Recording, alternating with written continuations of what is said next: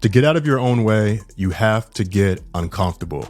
I was telling my therapist recently how I felt like I couldn't get out of my own way in my business. And it's a cycle that I've been in for a while now, whether it's my business or it's creative passion projects where I start something, I announce something, I put something out there, and then something else comes up in life. Then I have to divert my energy away from that thing that I was passionate about, that business or creative project, and focus on whatever that thing is, whether it was relationship stuff, whether it was day job stuff.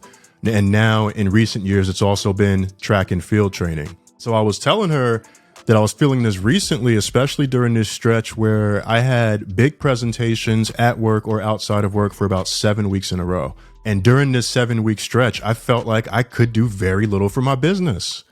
And I felt like I was letting people down. I felt like I was disappointing people. I felt like I was disappointing myself. And that wasn't something that I fully realized until I sat down and had this conversation with Leona. I was voicing it as if, oh, I'm imagining people saying he's not holding it together. And she's like, no.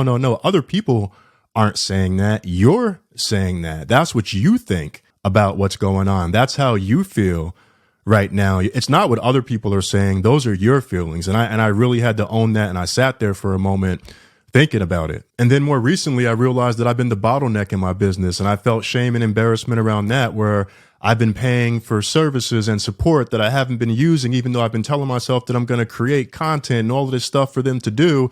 But logically, I've known that I've dedicated energy and space to other things that are happening in life.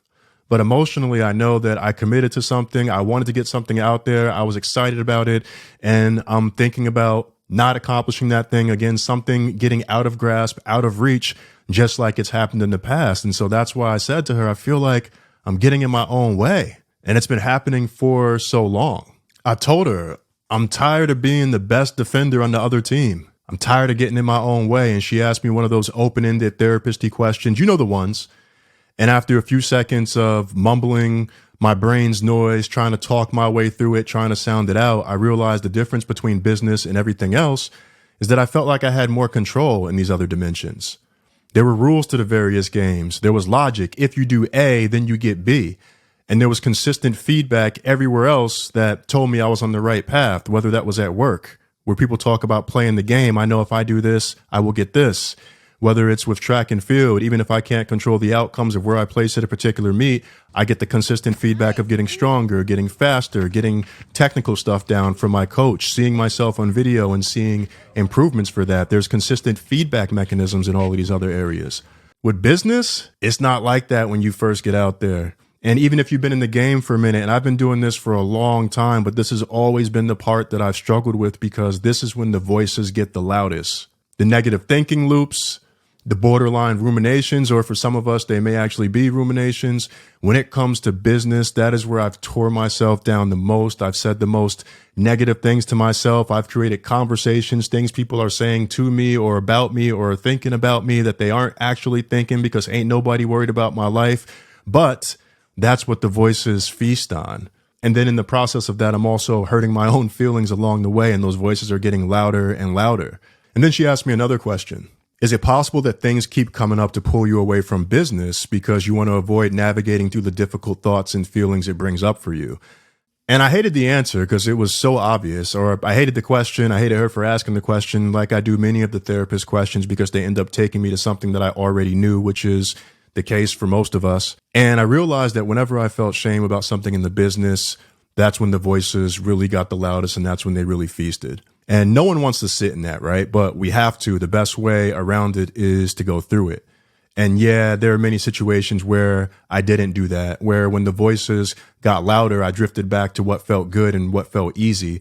I drifted back to what felt comfortable. And even in this moment, it feels weird to choose fighting the voices when there are so many positive things that are happening in life. But just like with track and field, I know there's so much more to see if I just keep going. And that's something that I know that you know too. I heard all sorts of voices in my first season back. Multiple tears were shed, feelings of embarrassment, shame, questioning why I told anybody I was doing this. I was brutal to myself at many moments in that first season. But now heading into my third season, I'm talking about going to compete at the World Championships in Sweden, and them voices is saying, let's fucking go, if anything. And I conquered those voices like all the other ones. So now I have to shift my gears to conquering the final boss in this particular season of the story and in this particular season of life. And I know that you have conquered things before, and I'm issuing you the same challenge that I'm issuing myself. And that's to push through the discomfort and fear because you've pushed through the discomfort and fear before. And I pushed through the discomfort and fear. That is an affirmation that I've had written down that I haven't said much lately. And it's not a surprise that it's coming back now and why it's been so important for me in the past, because that is true. I pushed through the discomfort and fear. You push through the discomfort and fear.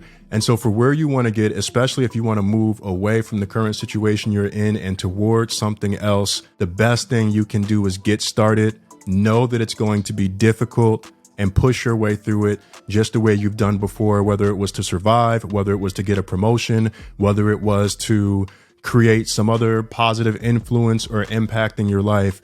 You've pushed through it before, and that's something that you can do right now. And that's something that you can start today and start this week. And that's the message for this week. Thank you so much for listening. And until next time, be well.